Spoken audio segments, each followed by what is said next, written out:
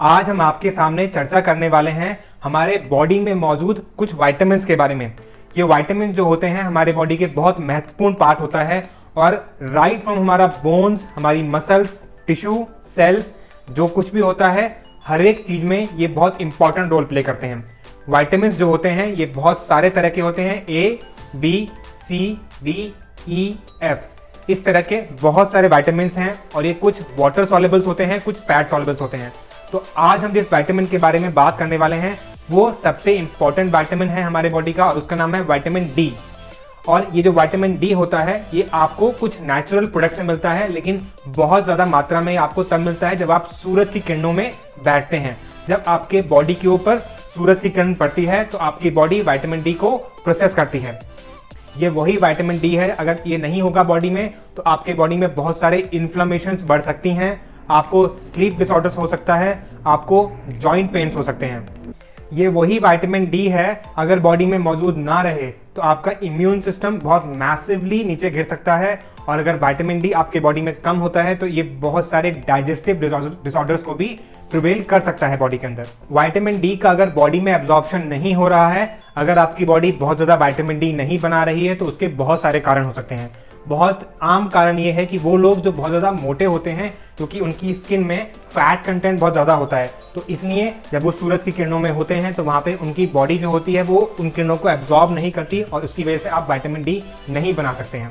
Similarly अगर आपका gall bladder नहीं है जिसकी वजह से आपका कोलेस्ट्रॉल लेवल फिर बढ़ेगा, that also becomes a reason कि आप वहाँ से विटामिन डी नहीं बना सकते हैं। अगर आप काले हैं, अगर आप एशिया को या फिर एशियन कंट्रीज को बिलोंग करते हैं जहाँ की ब्रीड काली होती है, तो उन कंट्रीज में जो मेलानिन कंटेंट होता है वो ज़्यादा होता है और ये मेलानिन जो होता है, ब्लैक पिगमेंटेशन, ये विटामिन डी की जो रेज आती हैं सूरज की किरणें उनको रोकता है हमारी बॉडी से विटामिन डी बनाने के लिए।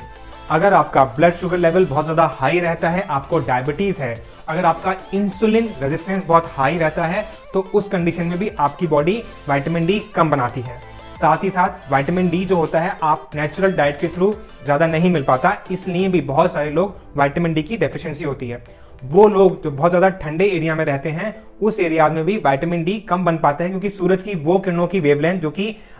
जो इक्वेटर के पास के एरियाज हैं जहाँ पे आती है वही वेवलेंथ वो नॉर्थ पोल और साउथ पोल के पास में नहीं आती, तो ठंडे प्रदेश में रहने वाले लोगों को विटामिन डी डेफिशिएंसी अक्सर रहती है। कुछ क्रोमोसोमल डिफेक्ट्स या फिर कुछ जेनेटिक डिसऑर्डर्स भी होते हैं जिसकी वजह से आपको विटामिन डी डेफिशिएंसी हो सकती है। वो लोग जो बहुत ज़्यादा स्मोकिंग कर सकते हैं उन लोगों में भी विटामिन डी कम देखा जाता है। वो लोग उस एरिया में जहाँ रहते हैं जहाँ पे एयर पॉल्यूशन जो होता है बहुत ज़्यादा हाई रहता है, उस कंडीशन में भी जो सूरज की किरणें होती हैं वो हमारे पास तक नहीं पहुँच सकती, जिसकी वजह से आपकी बॉडी विटामिन डी नहीं बनाती है।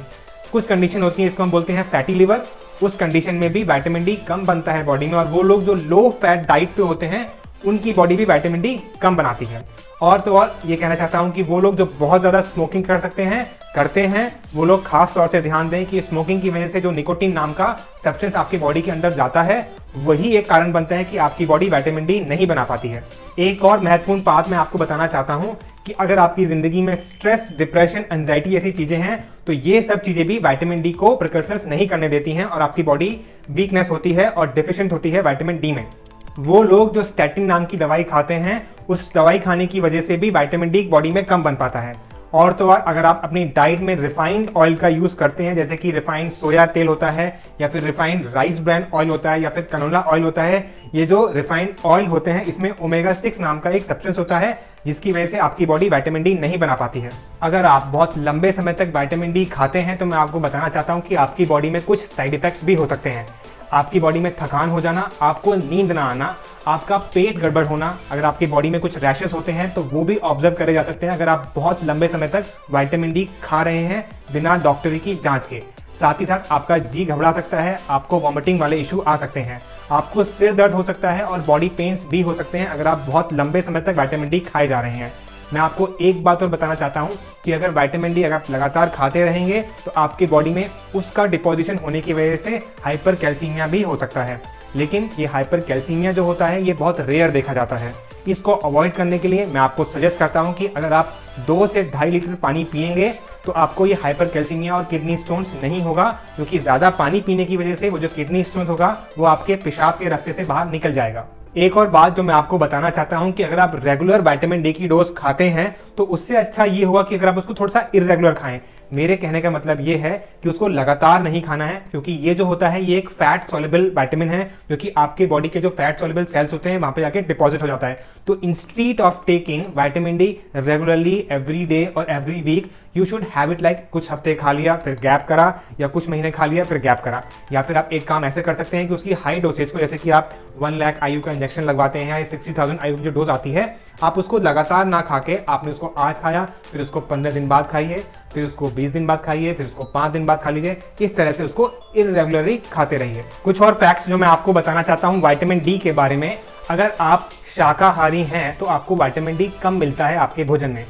उसके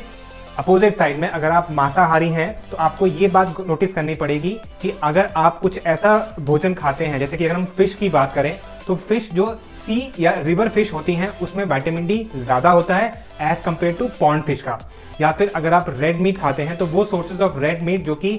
एक शेल्टर के अंदर रहते हैं या फिर उनके जो फार्म हाउसेज होते हैं उसमें सनलाइट नहीं आती है, तो उस तरह के रेड मीट प्रोडक्ट्स में भी आपको विटामिन डी कम मिलता है। अब हम बात करते हैं कुछ, जैसे अगर आप चिकन खाते हैं तो, या फिर अगर आप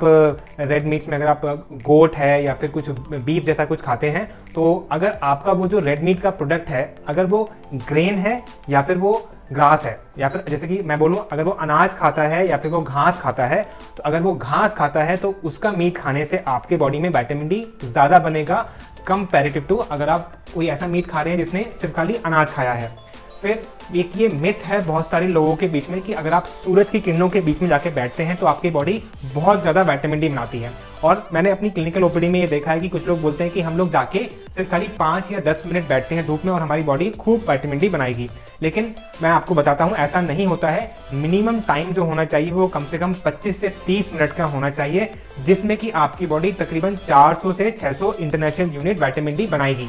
तो आपको ज़्यादा से ज़्यादा धूप में बैठना पड़ेगा। वो किसान जो कि धूप में बहुत देर तक खेती करता है उसकी बॉडी का विटामिन डी ऑब्वियसली ज़्यादा होगा एज कम्पेयर टू एक आदमी जो कि पूरे दिन ऑफिस में बैठा रहता है। अब जो मोस्टली विटामिन डी हम देखते हैं अपनी खुराक में वो विटामिन 2 तरह का होता है, विटामिन D3 और विटामिन D2। अब ये D3 जो होता है ये हमको बहुत सारे नेचुरल प्रोडक्ट्स में मिल रहा है जैसे कि सूरज की किरणों में, और ये कंपेरेटिव टू विटामिन D2 ज़्यादा मिलता है। D2 is not that effective, हमारी बॉडी के लिए उतना स्ट्रेंथन नहीं होता, इतनी ताकतवर हमको नहीं बनाता जितना कि ताकतवर हमको D3 बनाता है। मैं कुछ बीमारियों का जिक्र करता हूं, जैसे कि एक ऑटोइम्यून डिसऑर्डर है जिसका नाम है ल्यूपस, जिसमें कि हमने ये ऑब्जर्व किया है कि विटामिन डी खाने से उसका ज्यादा एब्जॉर्प्शन होता है एज कम्पेयर टू अगर वो विटामिन D2 खा रहा है। सिमिलरली एक बीमारी है जिसका नाम है मल्टीपल स्क्लेरोसिस जो कि एक न्यूरोलॉजिकल डिसऑर्डर है, इसमें भी विटामिन डी का रोल ज्यादा देखा गया है D3 का as compare to vitamin D2। तो उम्मीद करता हूं कि आज की इस वीडियो में आपके बहुत सारे फैक्ट्स क्लियर होंगे विटामिन D3 के बारे में और D2 के बारे में और कन्फाइनली विटामिन डी के बारे में। Thank you for watching joint effort.